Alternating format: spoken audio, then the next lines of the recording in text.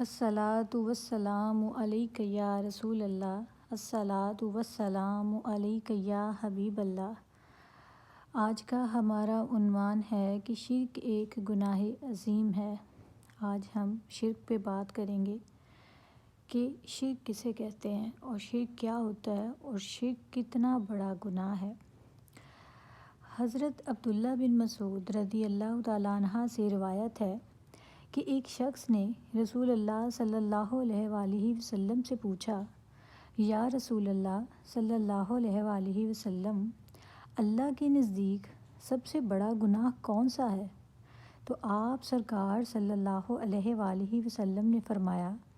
کہ یہ کہ تو اللہ کے ساتھ کسی اور کو شریک ٹھہرائے، حالانکہ اسی نے تجھ کو پیدا کیا ہے۔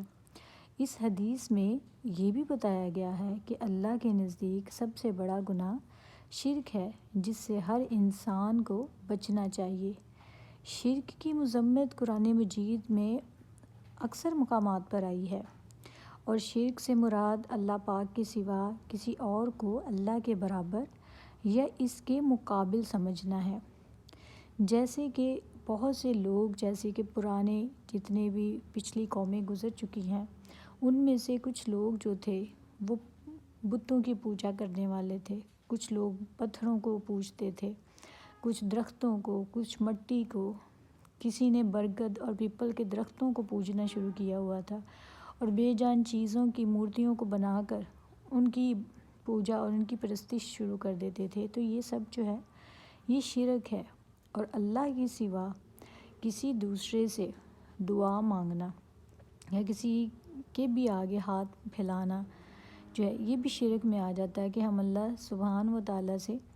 کو چھوڑ کر کسی دوسرے سے مانگنا شروع کر دیں۔ تو اللہ تعالیٰ، جس طرح کہ آپ نے دیکھا ہے کہ جتنی بھی پرانی قومیں ہیں جن پر اللہ تعالیٰ کا عذاب نازل بھی ہوا ہے، اور ہم نے دیکھا ہے کہ وہ شرک کرتے تھے، ظاہر ہے جب وہ اللہ تعالیٰ کو ایک ہی نہیں مانیں گے تو وہ اس سے دعا بھی کیوں کریں گے۔ تو شرک سے مراد اللہ کے سوا جیسا کہ کسی کو اللہ کے برابر نہ ٹھہرانا اور اللہ کے مقابل سمجھنا، یہ شرک ہوتا ہے۔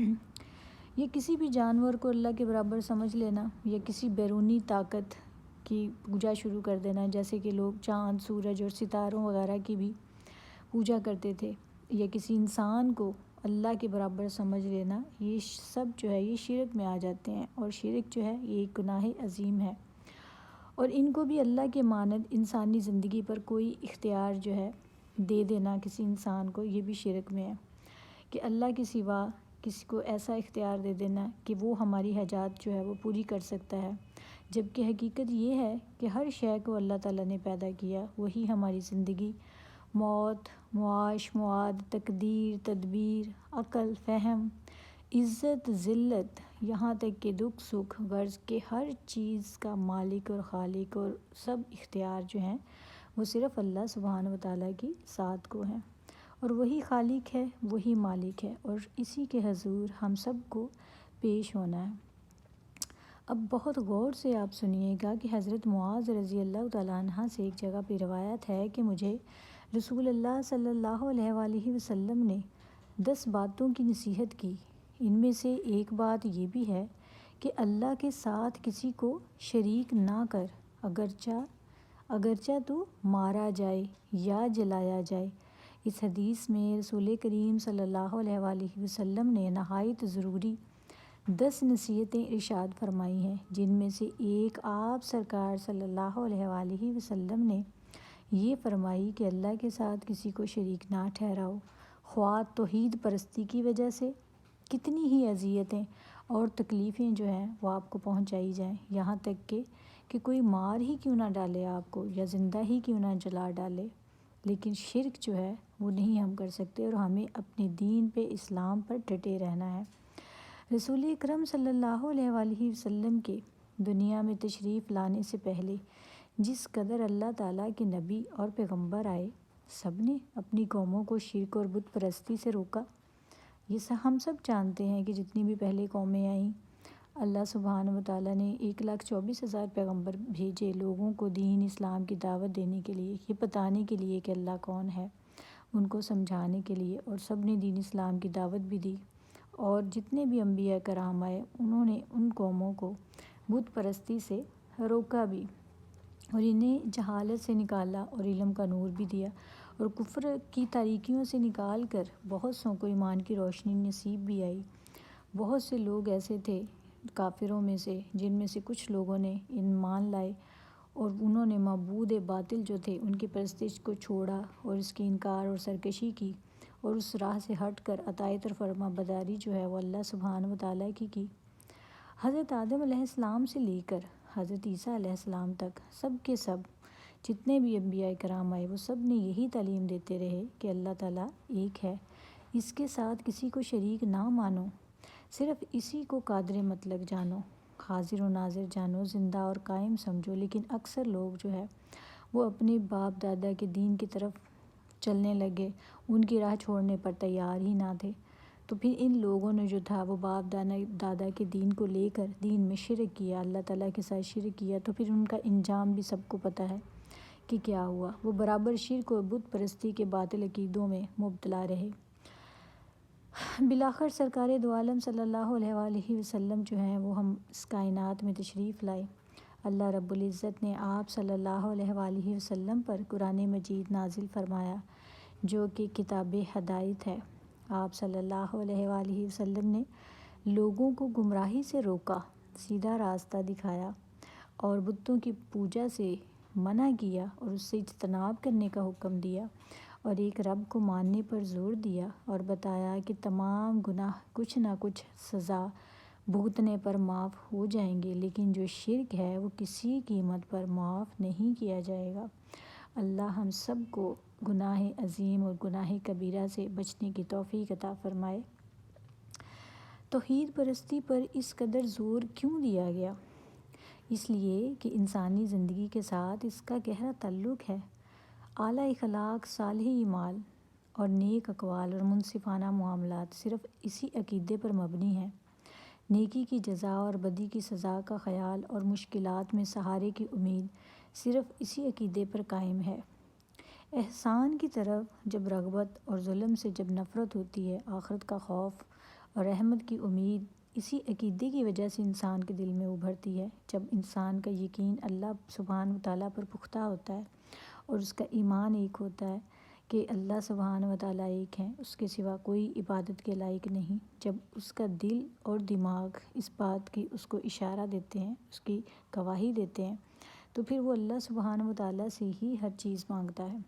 اور اسی پر اپنا تمام ترین حصار رکھتا ہے۔ اس سے انسان کے جو اعتقاد ہیں اگر وہ شرک میں پڑ جائے تو وہ کمزور ہو جاتے ہیں، اس کے افعال اور اس کے اعمال جو ہوتے ہیں وہ سارے برباد ہو جاتے ہیں۔ جو لوگ جو ہے وہ شرک میں پڑ جاتے ہیں، اس طرح سے ان کا گھریلو ماحول بھی خراب ہو جاتا ہے۔ ان حالات کے پیش نظر اگر آپ دیکھیں کہ توحید کا عقیدہ قائم رکھنا کتنا ضروری ہے،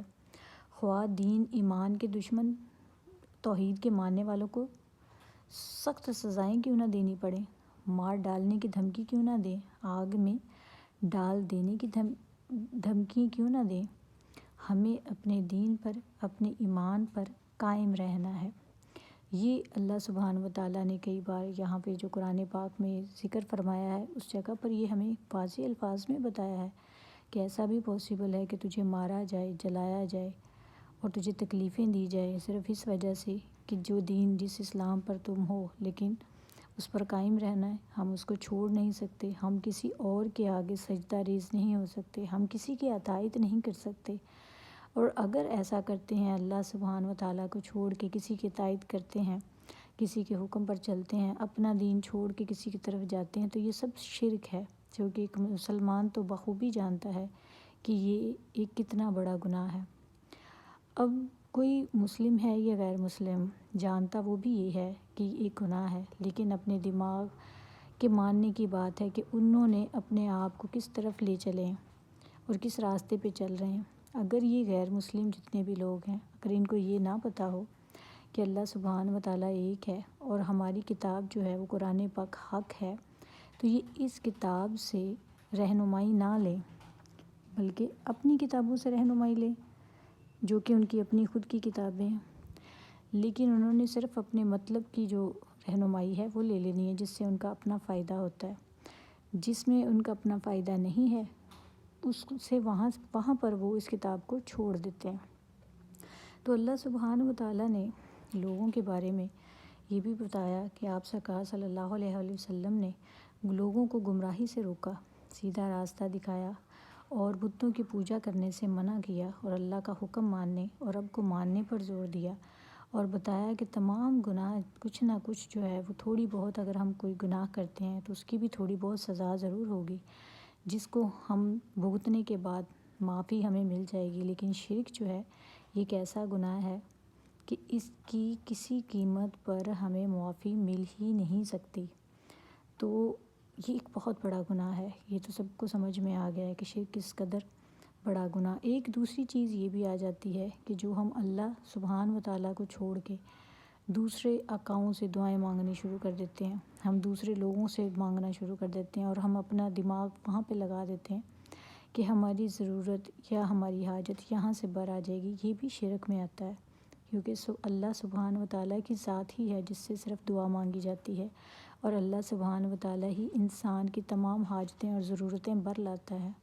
تو انسان کو ہمیشہ اپنا ٹوٹل جو ڈیپینڈ ہے وہ اللہ سبحانہ و تعالیٰ پہ کرنا چاہیے، نہ کہ کسی انسان پر۔ امید کرتی ہوں کہ آج کی اس ویڈیو سے بھی ہمیں کچھ نہ کچھ سیکھنے کو ضرور ملا ہوگا۔ انشاءاللہ ایسی ہی انفارمیٹیو ویڈیو کے ساتھ نیکسٹ بھی آپ کے سامنے حاضر ہوں گے۔ جزاک اللہ۔